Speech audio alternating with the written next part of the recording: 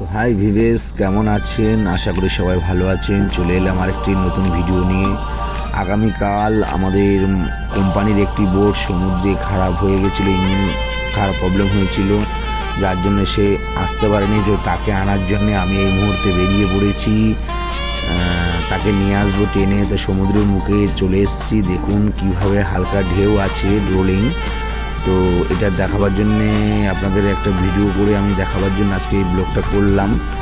এটা গতকাল বিকেলবেলা বেরিয়ে যাচ্ছিলাম সমুদ্রে, তো আমাদের কোম্পানির বোট অ্যাক্টিভেট আনার জন্যে।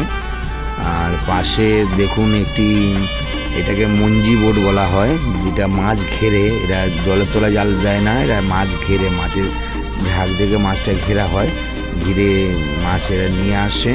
তো দেখুন আমি সমুদ্রের মুখে চলে এসেছি। পাথরের পাশে অবশ্যই দেখতে পাচ্ছেন এই যে মঞ্জি বোটটা দেখতে পাচ্ছেন, এর পিছনে একটা ছোট নৌকা আছে, অবশ্যই দেখতে পাবেন। তো এরা মাছ বড় মঞ্জি বোটটা মাছ ঘিরে, আর এই ছোটো যে পিছনে নৌকাটা দেখতে পাচ্ছেন, এই মাছ নিয়ে আসছে। তো ভিডিওটা কেমন লাগলো অবশ্যই কমেন্ট লাইক করে জানাবেন, কমেন্ট করে অবশ্যই জানাবেন ভিডিওটা কেমন লেগেছে। তাড়াহুড়োর ভিতরে করেছি। ধন্যবাদ।